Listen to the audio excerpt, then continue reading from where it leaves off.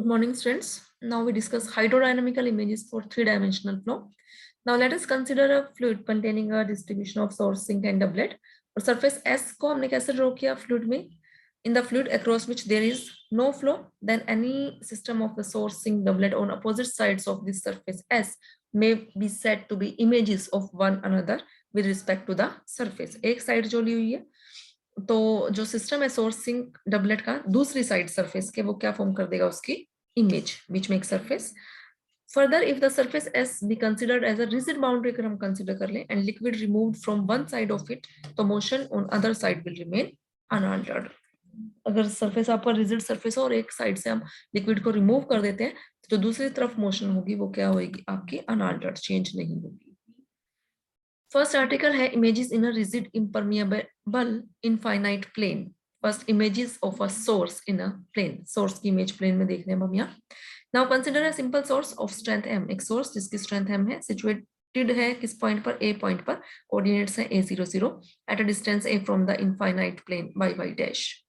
ठीक, अब हमें क्या शो करना है कि अप्रोप्रिएट जो इसका इमेज सिस्टम है इज एन इक्वल, एक सिंपल मतलब इतना ही इक्वल सोर्स हो स्ट्रेंथ m का किस पॉइंट पर, a डैश पॉइंट पर, और जो इसके अपोजिट में आता हो मींस इसके कोऑर्डिनेट्स क्या हो -a0 0 हो. मींस कहने का था हम क्या बोल सकते हैं, रिफ्लेक्शन हो पॉइंट a की. वो ये प्रूव करने के लिए हमने क्या कंसिडर किया, हमने कंसिडर किए दो equal source of strength m, एक a पर रखा और दूसरा हमने कहाँ रखा a डैश पर with no rigid boundary.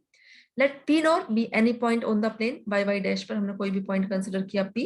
Then the fluid velocity at P nor due to P nor point consider किया था हमने.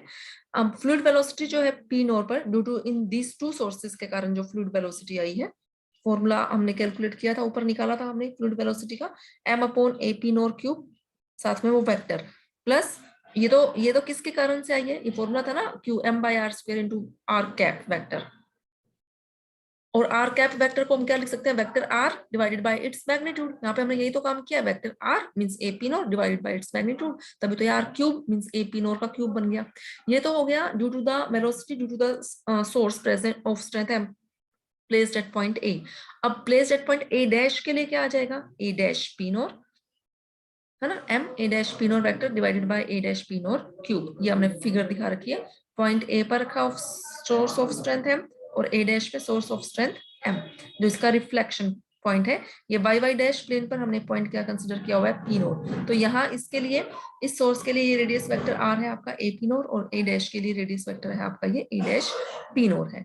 तो यहाँ से जो कॉमन आया कॉमन निकाल लिया, अंदर क्या बचा आपके पास A P NOR vector plus A dash P NOR vector. और यहाँ ट्राइंगल लॉ से ये A P norm plus A dash P norm जो है वो किसके इक्वल हो गया, this is equal to 2 times O P norm. ये देखो कैलकुलेट भी किया हुआ है, ए पी नोर ये किसके इक्वल है, यहाँ से इसमें देख सकते हो आप ए ओ प्लस ओ पी नोर. ऐसे ये यहाँ ए डैश पी नोर किसके इक्वल है, ये A dash O plus O P norm. ये जीरो सफिक्स में नहीं है, ये ऊपर लिखा हुआ है ए ओ है ये एक्चुअल में.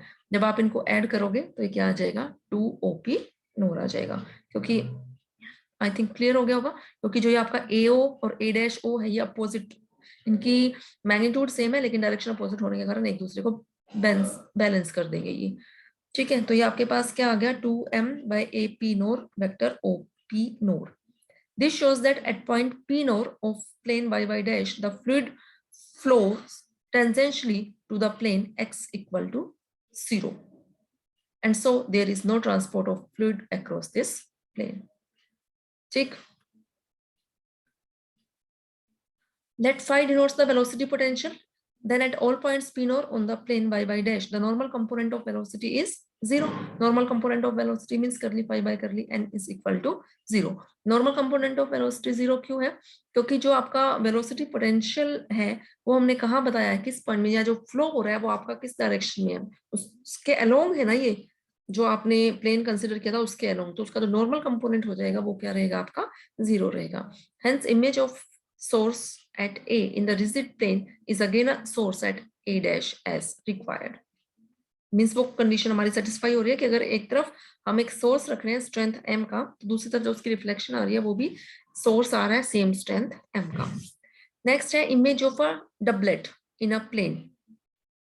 अब डबलेट जो है एक्चुअल में वो एक पेयर होता है किसका, सोर्स और सिंक का, या आप बोल दो source of strength m and sink of strength m बोल दो, या फिर आप क्या कर दो source of strength m, and second भी हम क्या ले लें, क्या बोलते हैं उसको भी, source of strength minus m। इनका पेयर जो है वो क्या बनता है, डबलेट बनता है।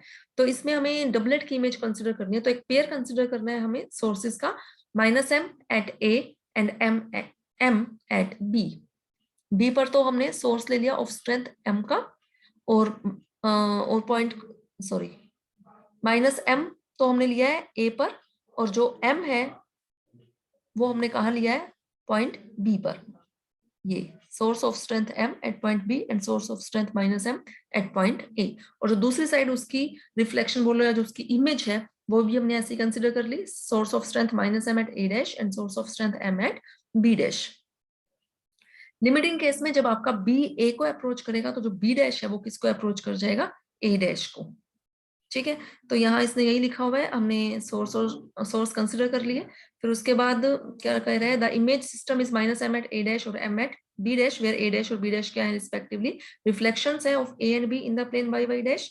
लिमिटिंग केस में जब आपका b a को अप्रोच करेगा along b a in such a way so as to form a doublet, ताकि वो क्या फॉर्म कर जाए, डबलेट बन जाएगा a पॉइंट पर। ऐसे ही ये लेफ्ट साइड में भी जो इसका रिफ्लेक्शन है ये भी आपका डबलेट फॉर्म करेगा एट पॉइंट a डैश पर।